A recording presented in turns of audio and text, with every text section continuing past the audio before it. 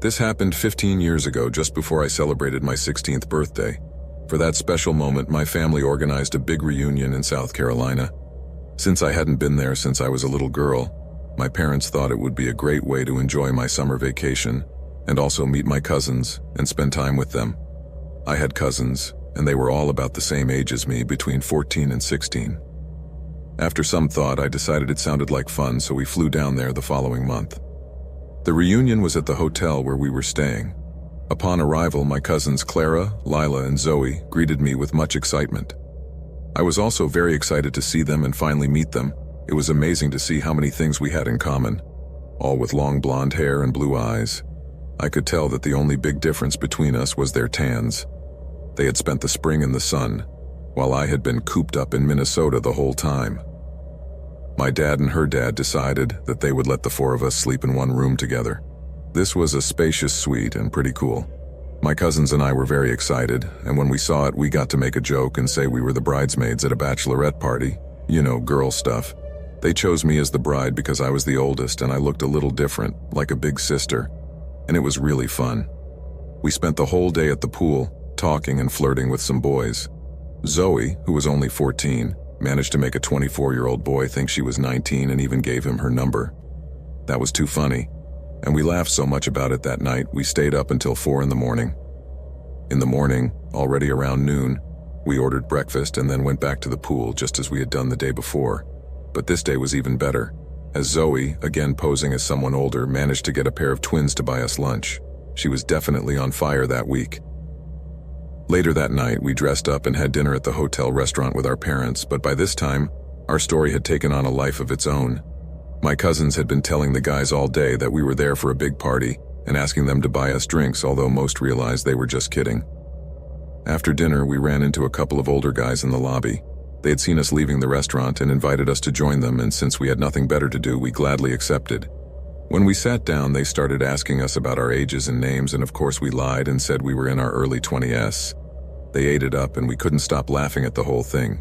That was, without a doubt, the funniest thing I had done in years. Clara and I didn't say much, so Belinda and Zoe took the lead on everything. At one point, Zoe proposed inviting the guys to our room, but I pulled her aside and reminded her that her dad was staying right next door and probably wouldn't take it well. I didn't want to be the spoil sport, but I didn't feel comfortable with two older guys, like 30, in our room. That was already crossing the line, but it seemed like my little cousin was starting to believe her own lie that she was 20. As midnight approached, I told the girls it was time to go back to our suite. They resisted at first, but once Clara backed me up, they relented. So we told the guys that they would meet us at the pool around 11 a.m. for lunch together. Then we went back to our room and stayed up late talking, planning what we were going to do when we saw them in the morning. That continued until 2 a.m. or so, when we decided it was finally time for bed. The lights went out, but just then we started to hear strange noises at the door, as if someone was trying to get in. It sounded like someone was moving the doorknob to open the door. At first I thought I was imagining things, but when the noise came back, I started to get nervous. I asked the girls if they had heard that, and they confirmed that they had. Then without a second thought, Lila got up and decided she would go over to see who it was. I yelled for her to stop before she opened the door, but it was too late. So Clara turned on the lights while I watched Lila intently. She opened the door and then turned her head towards us, saying that there was no one there. However, when she took a step into the hallway, she found herself face to face with a man dressed in black with a white mask on. Everything happened too fast, and before we could react, we saw how the man grabbed Lila, covered her mouth, and she disappeared from our sight. At that same instant, Zoe, Clara, and I ran out into the hallway and arrived just in time to see Lila struggling with the man in the mask as he dragged her into one of the nearby rooms. Seeing this, my cousins and I started screaming as we ran towards the man, trying to get him to release Lila. She struggled with all her might but could not break free. Fortunately, my uncle and dad came out of their rooms when they heard the commotion and realized what was happening. Seeing himself discovered, the man immediately let go of Lila and ran down the hallway. But my uncle caught up with him and lunged at him, hitting him again and again. However, after punching him several times in the face, the guy let go and ran down the hallway again, disappearing down the stairs. While my uncle and dad were trying to catch the guy, my cousins and I ran to Lila to see if she was okay. She was scared and obviously very traumatized, but luckily didn't seem to be hurt. After losing the guy, Dad and my uncle came over to where we were again to make sure Lila was okay, and after confirming that she was, they called hotel security to tell them what had happened. They quickly notified the police, and we returned to our room. Once inside our suite, the four of us sat together hugging and crying, relieved that Lila was safe. Although the hotel tried to secure the doors to catch the attacker, by the time the police arrived, he had already escaped. We tried to describe the assailant, but he was all in black and wearing a mask, so we didn't have much to offer. The only thing we were sure of was that the guy who attacked Lila was a man, but that was all we knew. During the rest of the week, we talked to the police several times, telling them what we had been doing those days. When our parents found out about our prank about being in town for a bachelorette party, and that we had been lying to older boys about our ages, they were pretty upset. The police explained that one of those boys had probably been the one who grabbed Lila. They thought maybe they were trying to kidnap one of us and sell her to a dealer since we looked alike.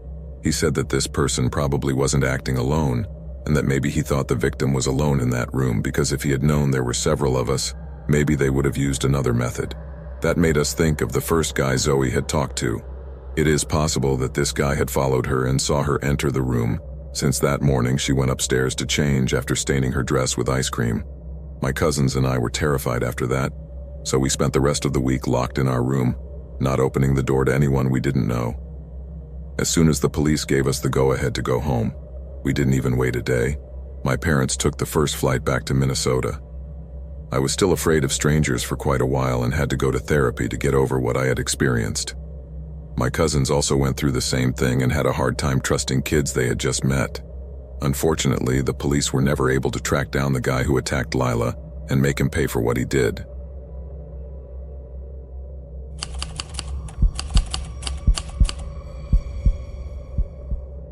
It all started when I woke up to the sound of someone banging on my apartment door. It was a real scare and my heart was racing as I grabbed the baseball bat I had stashed under my bed and approached the door, ready to defend myself. The first thing I did was look through the peephole naturally to see if there was anyone weird out there. But that's when I run into one of my neighbors, who looked pale and was covered in blood. Her face was a mess and I was shocked to see her in that state. I immediately opened the door and she came running in, screaming that I had to get her out of there because her boyfriend wanted to kill her. I started asking her questions, but she just kept telling me that there was no time and to please help her, that if I didn't hurry, he would be able to kill me just for trying to help her. Logically, that made me panic because if a guy is willing to hit his girlfriend like that, I don't even want to imagine what he would do to me. So I immediately ran to the kitchen counter, grabbed my car keys that were there, and ran out to the garage with her close on my heels. It took me a split second to get to my garage, and once there, I jumped in my car and shot out onto the road. As I drove, I asked my neighbor if she had anywhere to go. Maybe friends or family who could take her in, but she said no. So I decided the best thing to do was to take her to a motel and call the police from there. She agreed, and so we did. We arrived at the motel. I booked a room, and upon seeing her condition, the receptionist was as concerned as I was. I quickly explained that her boyfriend had tried to hurt her, and as soon as she heard that, she was shocked. She told me that we should call the police immediately. The girl, whose name I didn't know at the time, asked me to get her some ice from the machine to calm the swelling on her face, and asked for my phone number to call the police. When I got to the room, she told me that she had already made the call, and it gave me some relief to know that the police would be coming soon.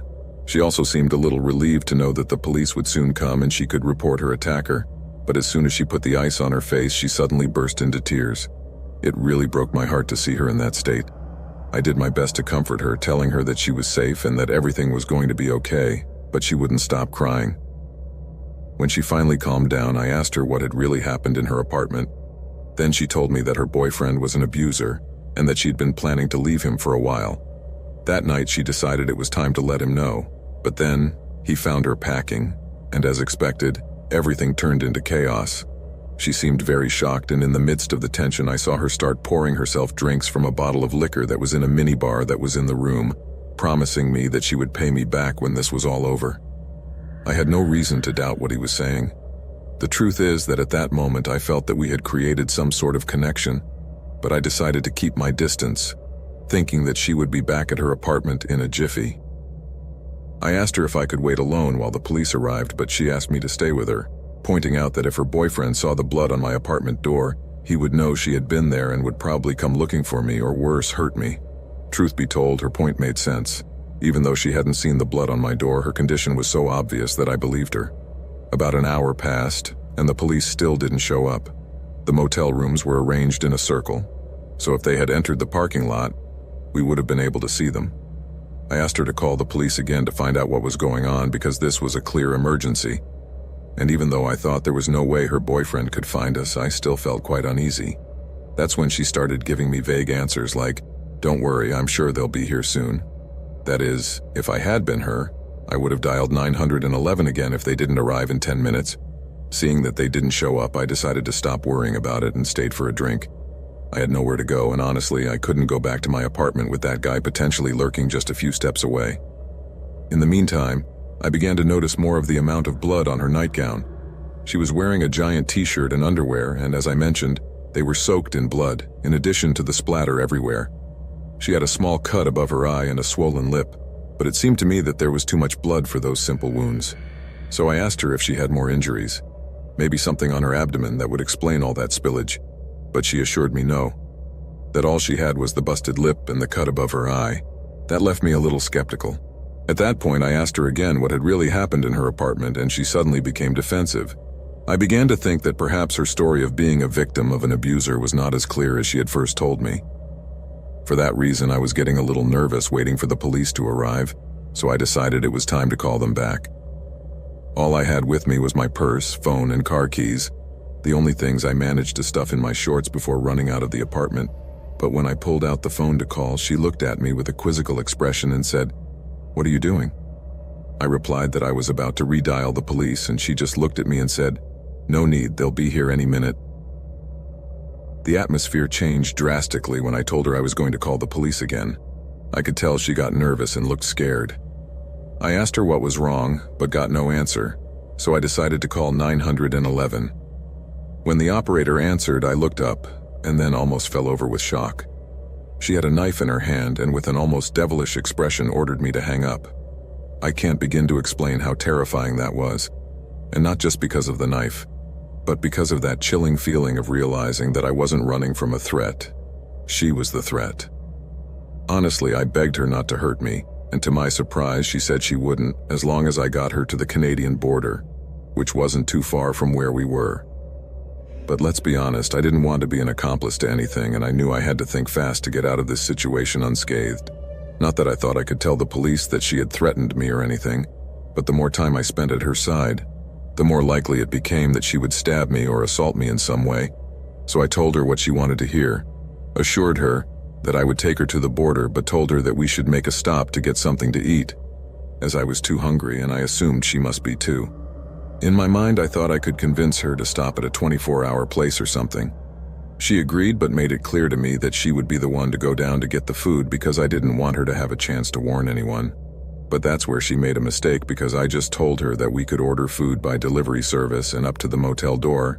Then I took the opportunity to include a note about the need for the police to come to the motel. It all depended on whether there was a driver available at that time, but luckily there was. She asked me to show her the request and I showed it to her, but I managed to cover up the part where I included the note with my finger. She nodded and we stood waiting. The policemen arrived without sirens or lights on. They walked up to the motel room, unnoticed, and knocked on the door as if they were delivery boys, but when she approached and opened the door, boom! They pulled a gun and taser on her before she could react. Turns out she had the knife hidden in her pants, but the cops acted fast and she fell to the ground. And here's where the craziness comes in. They were looking for this broad because, surprise, surprise, she was the abuser who had stabbed her boyfriend to within an inch of his life before coming to my door and appealing to my goodwill, and then forcing me to take her to Canada. I also learned that the boy, after receiving the beating, managed to crawl to a neighbor's house to call for help. The scene in the hallway of my building was a mess. There were a lot of police and forensics everywhere. I considered going to a friend's house for the night, because the cops were blocking the hallway where I lived. That morning they came to take my statement and explain what had really happened. The feeling was so surreal and terrifying that I still find it hard to believe that I was in the middle of it all. What strikes me most is how I swallowed their story without any hesitation whatsoever, thinking I was helping someone who seemed to need it, when the reality was that one false move and I wouldn't be here telling it.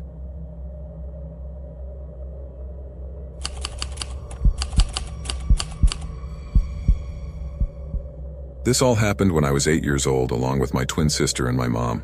We were on vacation in California and were staying in a small hostel near the beach. Everything seemed quiet until one morning we ran into a guy in the hallway who kept staring at my sister and me. A curious detail is that my sister and I were always dressed alike and with our long dark hair down, which made us look much more alike. It was normal that we attracted attention wherever we went. After all, people have a certain fascination for twins, and we were already quite used to being the center of attention wherever we went. But this case was different. The guy was a stocky man of Middle Eastern descent. We knew this because he was dressed in characteristic Arab garb. As soon as the man saw us, he stopped what he was doing to glance us up and down, and there was a weird, scruffy grin on his face.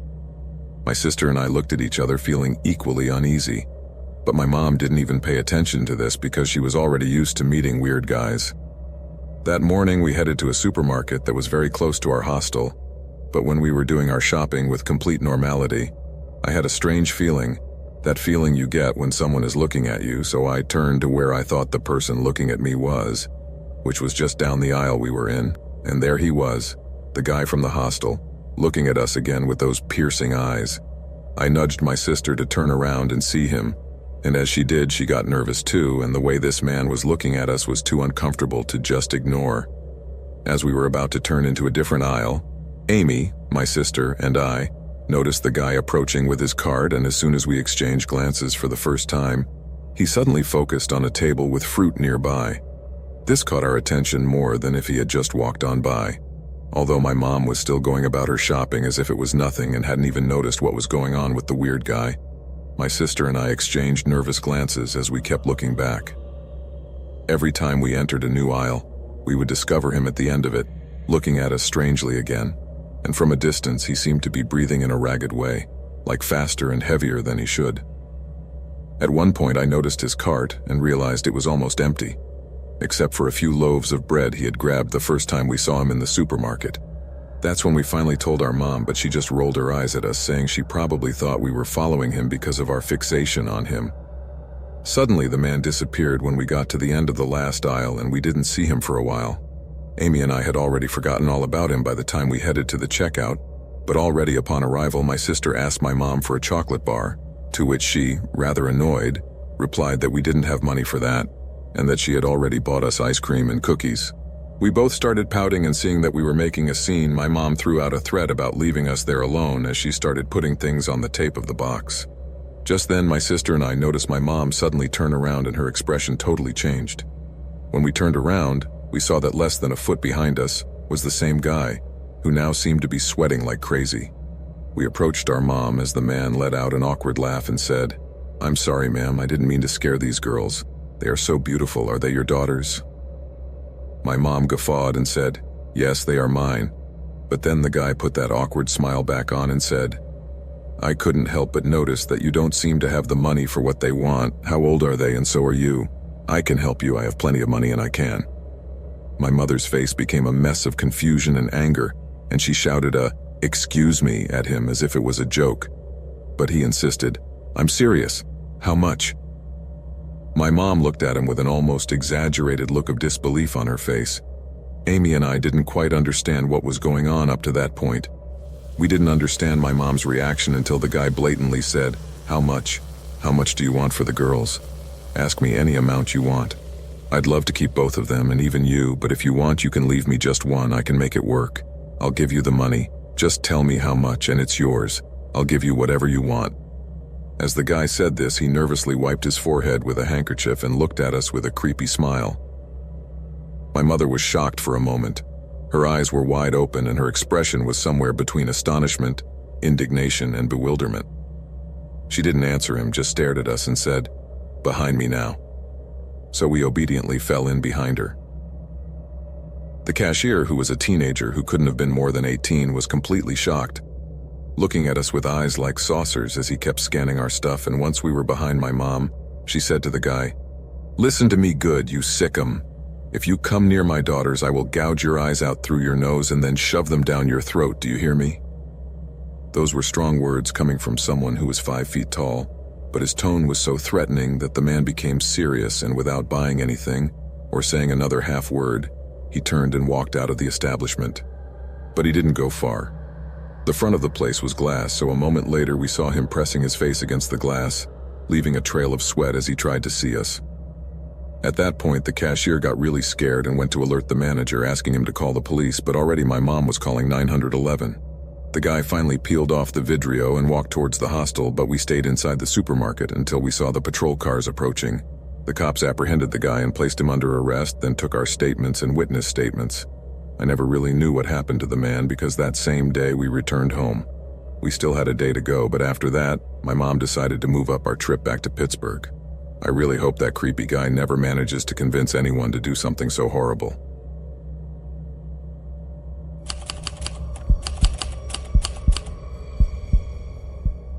My family and I didn't have a very happy life. We moved every year, sometimes even several times a year. My stepfather had a serious alcohol problem, and my mother was dealing with her own drug problems and prescription medications. This story takes place after we moved from Tampa to Winslow, Arizona. I was between 9 and 10 years old at the time, and I never quite understood why we moved around so much. I really hated that instability, because I was barely adjusting to a new place when we had to move somewhere else. At that time, my mom told me that we would go there to visit her stepfather, with whom we ended up staying for a few months. But after a while, we left again because of the violence in that place. We were a family of 6 and eventually spent the rest of our time in Arizona bouncing from room to room in cheap motels. My parents had a strict rule. We kids, which was my 3 brothers and me, couldn't stay in the room during the day. Even though it was about 100 degrees outside almost every day, we had no choice but to be outside, even to eat and with very few bathroom breaks. So we spent most of our time seeing if the soda machines were open or just roasting in the sun until they let us go to sleep. If we were lucky, sometimes there would be another kid in the motel playing with us. One of the girls who was around a little longer was named Daisy and was about my age. She was kind of annoying, but I appreciated having company, other than my brothers. Often I would knock on her bedroom door to ask her dad if she could come out and play with me. And on the day this story happened, my brothers and stepdad went out, so I was left alone outside. I was already a little bored that afternoon, so after a while of being bored, I decided to go find Daisy to play with her. I walked across the dry parking lot toward the room she shared with her father, but as I approached, I noticed the window curtains moving, as if someone was watching me. I stopped just as I reached the curb in front of Daisy's room and waited a moment thinking it was her coming out to greet me, but when the door opened, no one came out. Nervously, I called out Daisy's name, waiting for her to peek out, and after a few moments, someone appeared. But it wasn't her. It was a tall woman with faded red hair, tangled and messy. Her eyes were a deep blue and stared at me. Her quick approach startled me, but just as I decided to turn and run, I felt a strong grip on my waist. I froze, shocked that a stranger was holding me, and when our eyes met again, she smiled, flashing a smile somewhere between haunting and sad. "I know you. I know who you are. You are a star. I know you. I know your destiny. You are a star. You are the destined child. I can show you." The woman repeated this without blinking, as she began to pull me toward the room I had come from. I tried every which way to break free, but her grip was too strong and panic began to take hold of me. I started screaming, hoping someone would hear me and come to my rescue, but she only pulled me closer to her room. Suddenly, just as I was about to enter the room, she tripped over a small overfloor in the doorway and suddenly let go of me. As soon as I touched the floor, I seized the moment to escape, but she recovered quickly and this time grabbed my ankle, making me fall face first on the floor. I tried to scream and move, but her hands wouldn't let me. She grabbed my other ankle very tightly and I realized I was trapped. I looked towards my family's room, terrified and unable to think. Then I just cried very loudly, calling for my mom, hoping she could hear me from inside, but she couldn't. I remember pleading several times for her to let me go, but it was no use. Suddenly I felt the pavement rubbing against my stomach and I realized I was being dragged even further away. That feeling of despair overwhelmed me and I closed in on myself, mentally giving up. That's when I heard a man's voice behind me. "Hey, what are you doing?" The woman's grip loosened and in that instant I was able to kick her and knock her down and finally free myself. I rolled over onto my back and sat still, and then watched as Daisy's dad came running out of the room the woman was in, trying to comfort me and reassuring me that everything was okay. I was so confused that I don't even remember what he said to me, only that he was begging me not to tell anyone what had happened. Then he took the woman away, pushing her back to her room, and I ran to my room where I found my mom sitting, watching TV. I told her everything that had happened and she stormed out after them. This is where my memory becomes a mess. I was terrified and then someone called the police. I looked out our bedroom window and saw the woman in the backseat of a patrol car, driving away. Our eyes met and she started banging against the window, screaming. Although I couldn't hear her, I knew she was trying to tell me again that she knew me. I don't know what was wrong with her, but she was definitely not well.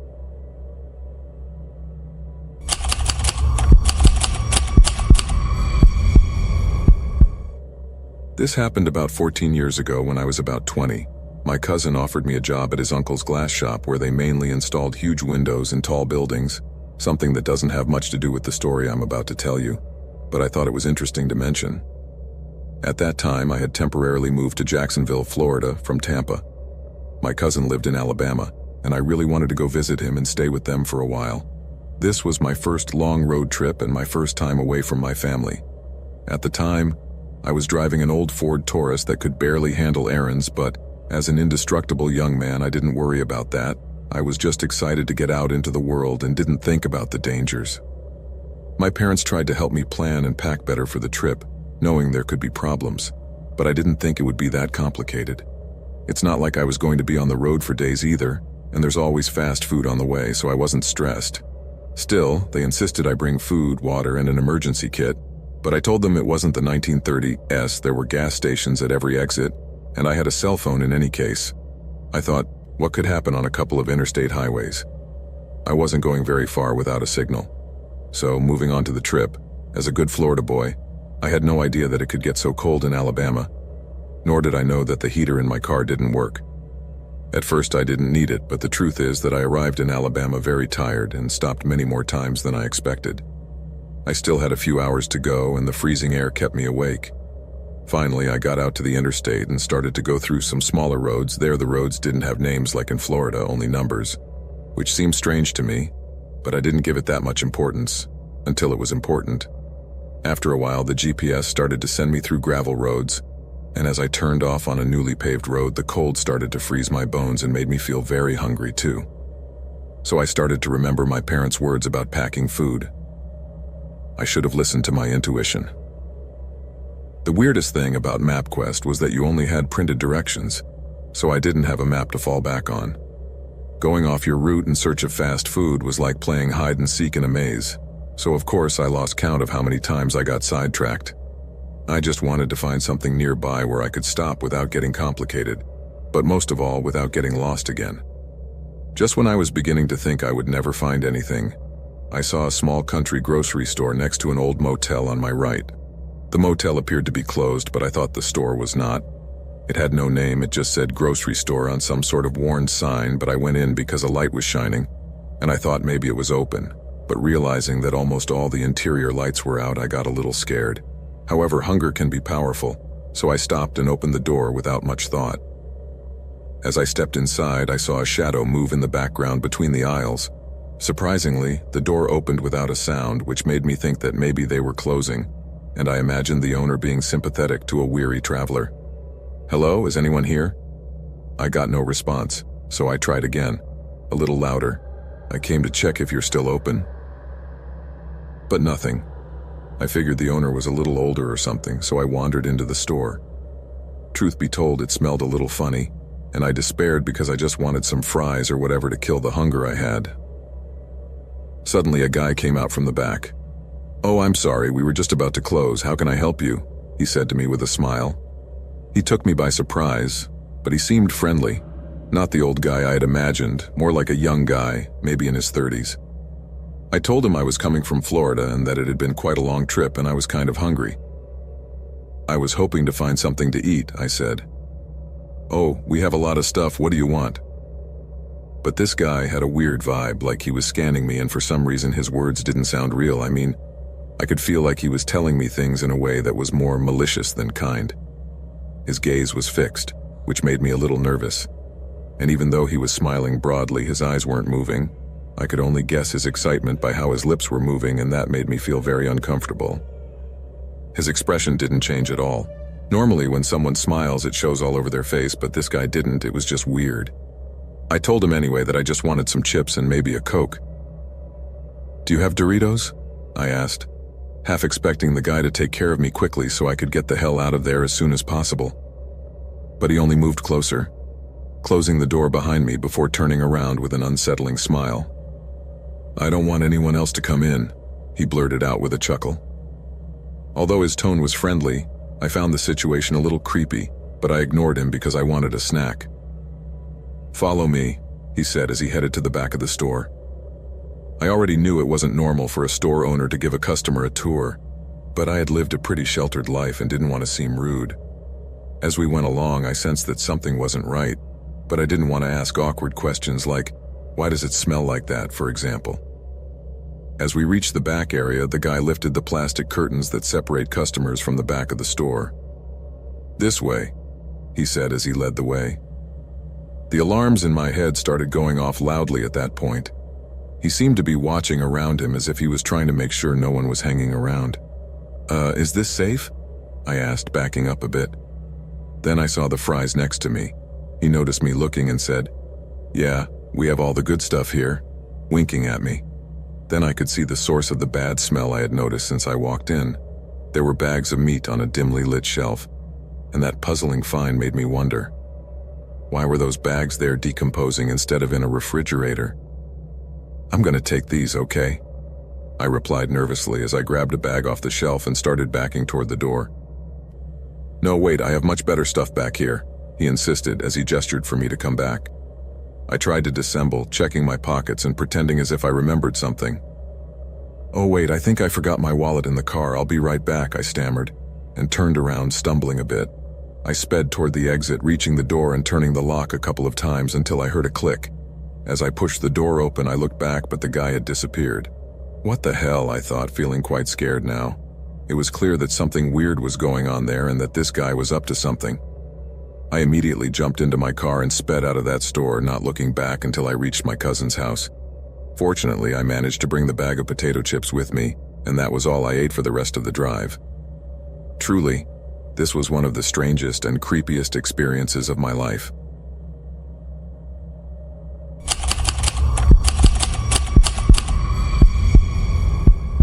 I'm 22 years old and still a virgin, which frustrates me quite a bit from time to time. A couple of months ago, I decided it was time to change that, and I took the plunge and sought the services of a call girl. Prostitution is legal in my country, so I wasn't doing anything outside the law. While I was looking for options, I found a blonde Russian girl in her 20s on an escort website and decided to meet her a couple of days later. She was a bit terse and spoke almost emotionlessly, but I figured that was par for the course in her line of work. If I had to deal with desperate guys all day long, it would probably be like that too. I took a break from work that day and drove to the nearest town, which is pretty big. I live in a small college town where there aren't many options, so this was the best I could do. It took me a 2-hour train ride to get to this place that I didn't know very well. To top it off, the girl told me she would send me the exact address of the place where we would meet a couple of hours before our date. And I didn't understand why, but I didn't ask questions. So there I was, in this big city, feeling a bit lost. Almost 2 hours before our meeting, I noticed that my cell phone was about to die, so I sent her a desperate text asking for the address as I needed to know if she still wanted to meet. I turned the phone off and restarted it every 10 minutes, waiting to see her response. In the end, he sent me the address, which luckily wasn't that far from the train station.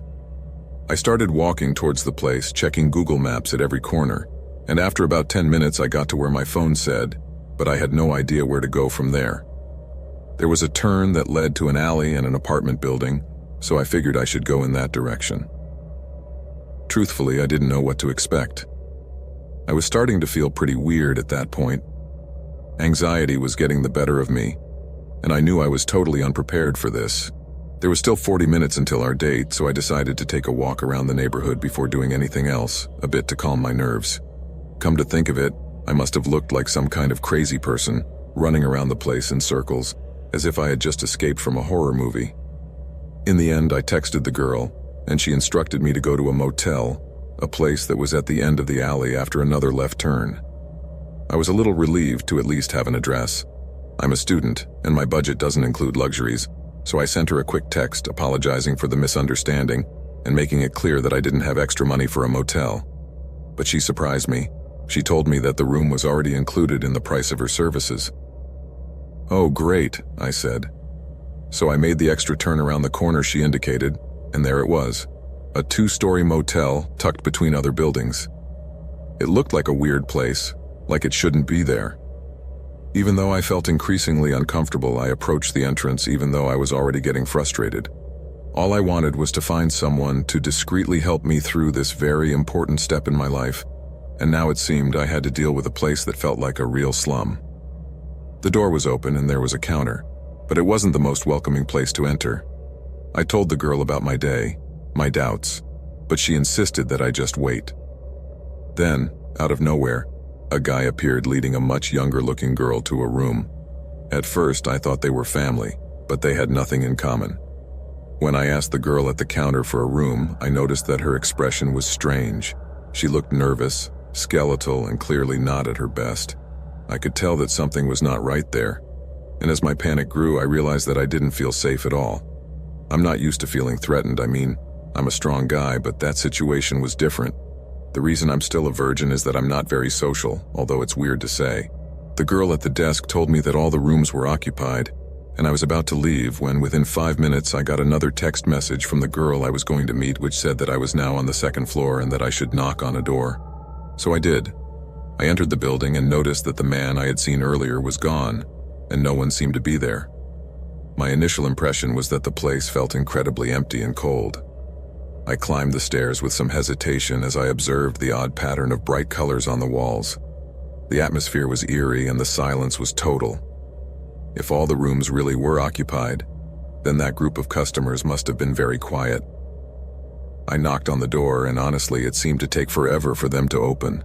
I heard noise from the other side like they were getting ready for something, but finally the door opened and to my surprise, it wasn't the attractive Russian girl I'd been talking to. Instead, I found an older woman, at least 50 years old with wrinkled skin and dark circles under her eyes. Before I even processed what was going on, I had already crossed the threshold and the door closed behind me in an instant, my instinct telling me I had to get out of there as the woman looked at me with a vacant expression trying to lure me into the room with a very strange kindness. Instead of playing dumb and staying there, I tried to find a way out immediately. I don't remember my words exactly, but I told him I needed to leave for a moment, promising to be back in a moment. I noticed that she was barely articulating in her language, so I tried to calm her down with a gesture and pointed to the door, saying, 5 minutes. Then I left without waiting for a response. I ran down the stairs almost running, and as I reached the 2nd floor, out of nowhere, the scrawny guy from before appeared behind me and asked me if I had had any luck finding my date. Without stopping, I grabbed the door handle and blurted out that I hadn't gotten anywhere, and bolted out of there feeling like I had just escaped a nightmare. I sent another message to the girl to clarify that I had had a big misunderstanding, and I wasn't going to let them rip me off. I expected a threatening reply, something like, "You have to pay or my guys will do this or that." But to my surprise, I got nothing. Reflecting on it, I don't know what I got myself into that day. Maybe it wasn't so shady after all. I had just run into a scammer. So here's my advice. If you're thinking of ordering adult services, make sure you pay a reasonable price and stay away from those motels.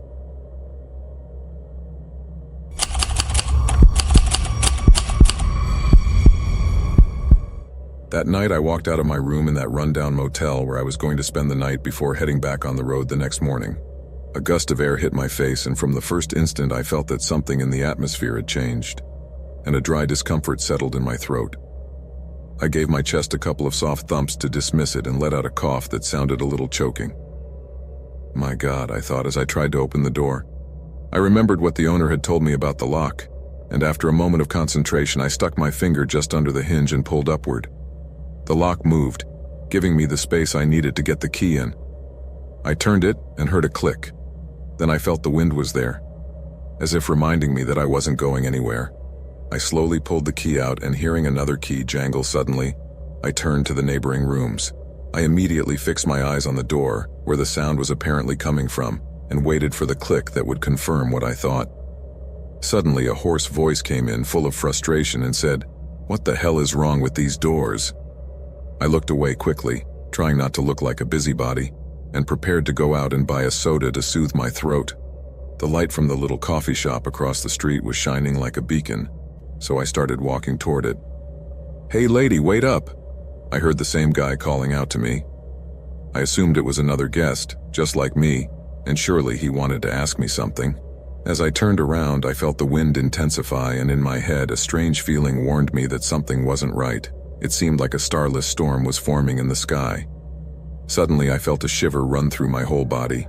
Thank God I didn't have to drive in that situation. "Why are you trying to open those doors?" he asked me, approaching with concern. "No, I don't know. I'm just a guest like you." I let out a smile as politely as I could, even though his presence was making me a little uncomfortable. He was a dark-skinned, athletic man with a rather intimidating presence. His long hair fell over his shoulders, and all of that was in stark contrast to me, who was just a small, thin, middle-aged white woman. I tried to calm down, but a strange fear ran through me even though he hadn't done or said anything wrong. He was just there, just like me. The man came a step closer, and for an instant I perceived a very strange smell coming from him. Something unpleasant. I thought about asking him, but I mentally pushed the idea away, knowing that he might think I was being racist. I thought he might misunderstand me, and I didn't want that.